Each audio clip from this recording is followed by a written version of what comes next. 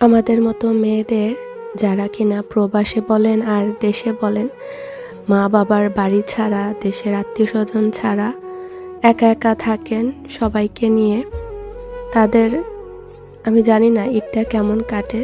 বুকের ভেতরে একটা লুকানো চাপা কষ্ট থাকে। সবাইকে নিয়ে খুশি আনন্দ করলেও দেখা যায় একটা হাহাকার থাকে বাবার বাড়িতে যাওয়া। কেউ বলুক তুই বাড়িতে আয়, কেউ বলুক এসে নাইয়র করে যা। স্বামী, সন্তান, সংসার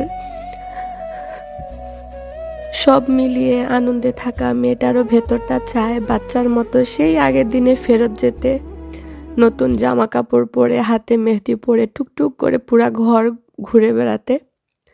দায়িত্ব কাঁধে নেয়া মা হয়ে গিয়ে মনে হয় যে আমি তো মনের ভেতরে সেই ছোট্ট আমিটা এখনো আছি। দোয়া করি মা বাবার ছায়া সব সন্তানের মাথার উপরে থাকুক, আর ঈদের একটা সময় যেন সবারই যাওয়ার একটা জায়গা থাকে। ভাই থাকুক, ভাবি থাকুক, চাচা থাকুক, চাচি থাকুক, কারো বাসায় যাওয়ার জায়গা থাকুক।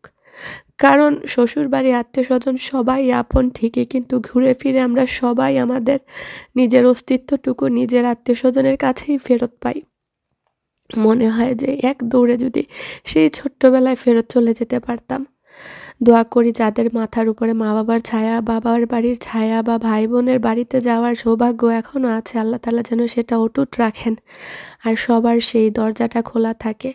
কেউ যেন আমাদের মতো হতভাগা না হয় যে চাইলেও দৌড় তুলে নাইয়রি করতে না যেতে পারে, একটা ঘন্টার জন্য হাসি খুশি মুখে নিজের আত্মীয়স্বজনের সাথে সময় কাটাতে না পারে। একই মায়ের পেট থেকে জন্মে ভাই বোনরা বিভিন্ন দেশে থাকে, বছর ঘুরে যায়, দিন যায়, কারো সাথে কারো দেখা হয় না।